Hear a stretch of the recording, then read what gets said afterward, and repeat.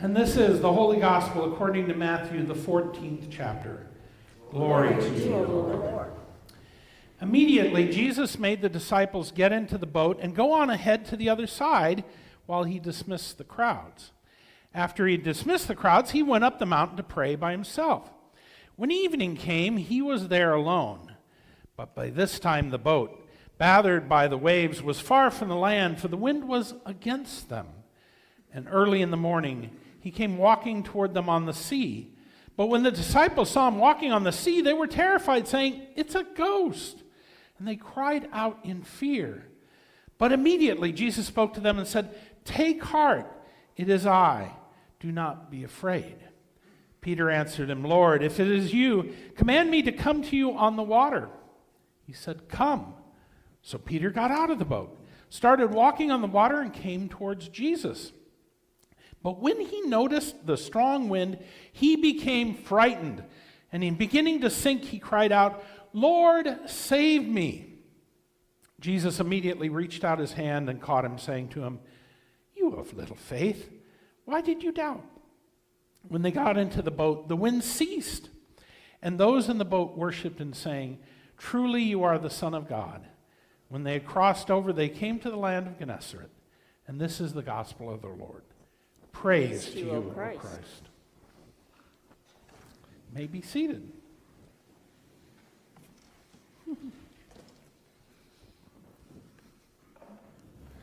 I'm looking for my little blocks of wood that put this at just the right height so I can see you and also see my manuscript. One of the things I always hate about flying is going through security. It's not that I dislike them, but it's one of the things that, that can make things better is having TSA pre.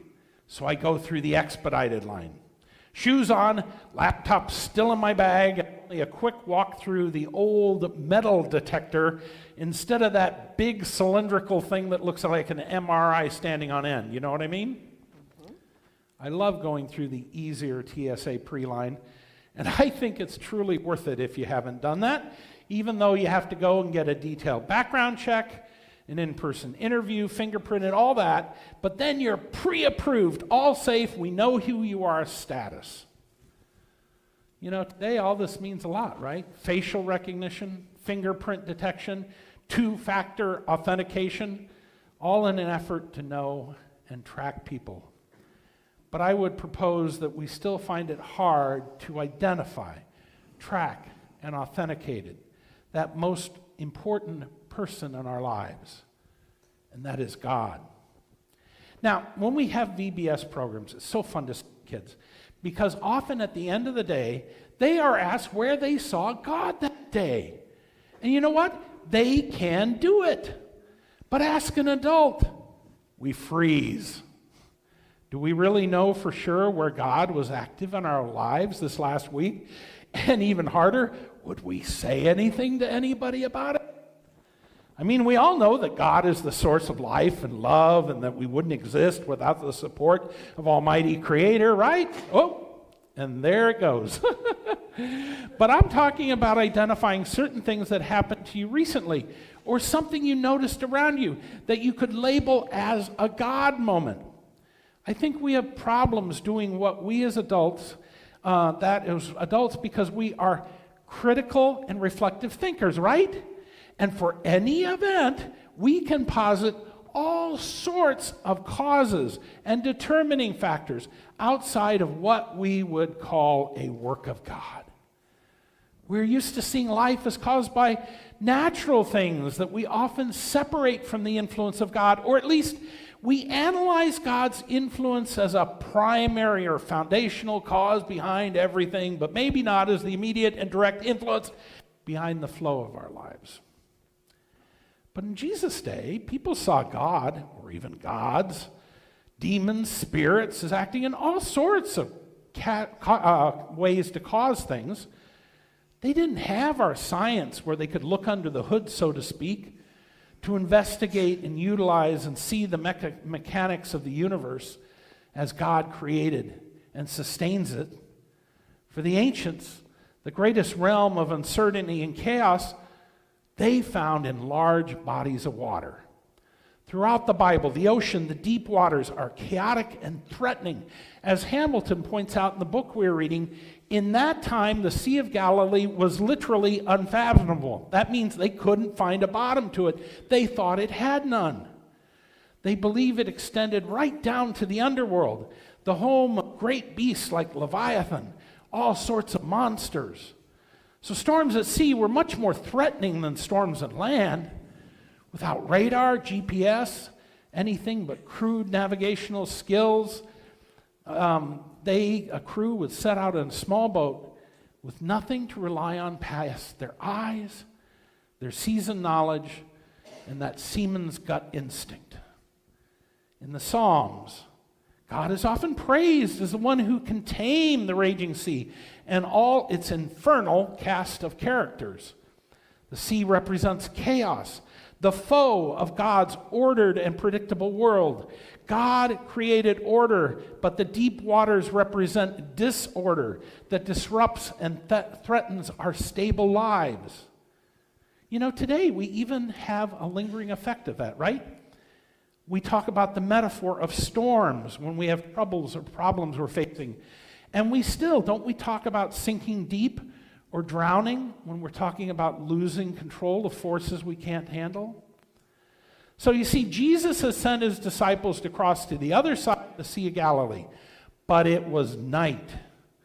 They normally would have sailed around the coast of the Sea of Galilee instead of across the middle. You see, their boat was only like a 27-footer with a single mast and maybe only 4 rowing stations. And as that wind came up, they would have taken the sail down to preserve it from damage. And 4 guys on oars, they couldn't keep the boat from being pushed into deeper waters. Even though they were experienced sailors, they found themselves at the mercy of the storm and could no longer control the direction they were going. Like today, when you get to that point that the goal is simply staying afloat and riding the storm out. We've all been there, haven't we? That's when they see something in the dark. Now, I've seen many pictures of this scene with Jesus walking on the water, coming to them in the boat, and most of them depict the sea with, a few ripples here and there, and maybe 1 or 2 whitecaps, right? That's what it looks like. Have any of you been out in Tampa Bay when it's got a big storm raging? Hopefully not. What do you see? You see large swells several feet high, right? And whitecaps and the waves breaking. So instead, I imagine Jesus walking through the waters, cresting and crashing around his body. Waves several feet high that would have knocked anybody else over. And that is even if, we could walk on water while being crashed with 3 and 4 foot swells. And all this they see in the dim light of morning breaking through a storm. No wonder they didn't recognize Jesus. No wonder they thought this a ghost, an apparition escaped from the underworld, a demon come to bedevil them. Then Jesus identifies himself and tells them not to be afraid. He is there. And as they soon will see, God does have the power over storms, and Jesus will display that power, for he is God. But Peter has a strange idea. He wants to authenticate Jesus' identity, and he wants to know it's really him. Now, I can think of many ways to test someone claiming to be God or just claiming to be someone I know. I think Peter could have said, and I think I would have done this, hey, if you're really Jesus, our teacher out there, where did we first meet? Could have asked other authenticator questions, right? Like, what's my birth name? What's my hometown? What's my mother-in-law's name? They stayed at her house all the time. But Peter decides a good way to make sure it is Jesus is to get out of that boat in a raging storm with big waves and walk over to Jesus to check him out. If it's you, give me the command to come over to you, and I trust that you allow me to walk on water in the storm just like you, way of proving him. Now, there's so many lessons we can learn from this important story. So many great books and sermons written about the different aspects of what happened. But to me, that Peter felt that this was the way to identify Jesus is quite noteworthy. For Peter decides that the way to identify something as truly God is to see if you sink or swim. Sort of reminds me of the reverse of the old witch trial test, right? But he could have said, hey, if it's really you, why don't you get over here and help row this boat? Or, hey, Jesus, if it's you, make the storm stop first. But instead, he asked to be able to walk through water in a storm. When Jesus identifies himself, he uses a common way to say it in Greek. He says, don't be afraid. I am. It's me. But if you remember, that's the translation of God's sacred name, isn't it? I am. It's me. And Peter says, if it's you, literally, if you are, command me to come to you on the water. He asked for the ability to walk through storms. Now, the story goes on to say that after he and Peter have this confab amidst breaking waves in the middle of a large inland sea in a storm at night, Jesus goes back to the boat, the storm dies down, they resume their voyage to the other side of the lake. But isn't it interesting that God's sacred name isn't number one creator, most powerful being, divine power behind it all? But God's sacred name is, I am. I exist. It's me. So, why is it still so hard for us? How do you identify a God that is behind it all, supports everything, and is all around and in us? How do we know that God is doing something that God intends, that God thinks we should do in a crisis? How do we identify a God that is everywhere but, according to our senses, nowhere at all that we can tangibly see or touch, all at the same time? In our scientific, skeptical culture built on authentication, certainty, and concrete absolutes, where does a God that can't be pinned down fit in? Many people will only believe in a divine power that can be authenticated by changing or breaking the laws of the universe, by some supernatural event to prove that God exists. They would call to Jesus, if it's really you, intervene supernaturally in my life in a way that science can't understand, and then I'll believe in you. Only a God that works outside of the order God created could be that God. But we know we have a God that works through the order and system that God created. Then we have the other option to prove Jesus in our life. Hey, Jesus, if it's really you, come over here and make sure we can have a positive outcome in this negative situation. Show us the right way. Help save the ship and navigate the storm. It's the, if you are God, make sure my life doesn't have storms that ruin it, request for proof of God's existence. Is the message that God will promise a better, easier life to Christians than others. That would be nice, maybe. But God doesn't always promise that we will escape the storms undamaged, right? But then there's Peter's plucky proof that we have this morning. Jesus, just help me walk through the storms and find my way to your side proof of God's existence. It's the I'm willing to walk through the waves battering my body and risk sinking and drowning, but if you command me, I know that I can come to you and somehow make it through any storm certification of God. It's a trust in Jesus that realizes sometimes we can't escape the storms, that sometimes we will walk through waves that may knock us off our feet, that sometimes we will even start sinking until Jesus by the hand.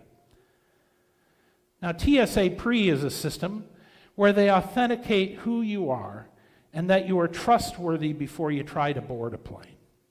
And because you have been checked out thoroughly and are considered safe, you can board more easily. So what's God's version of this? Why suggest this? Living with God daily, reading God's word, talking to God in prayer, gathering as we are here as God's people is all pre-authenticating God. It's God pre. God as a known quantity. God authenticated. And by using God pre, when the storms hit, we know the it's me God in our lives. You see, Peter already knew Jesus.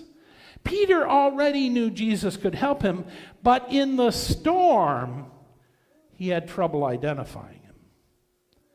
And often in storms, it can be hard to identify where God is in our lives. But like Peter, all we need to know is that Jesus is there. And the proof is this, that God will help us come to Jesus in the middle of any storm. Not skip the storm or remove the waves, but God will help us come to Jesus and be with him.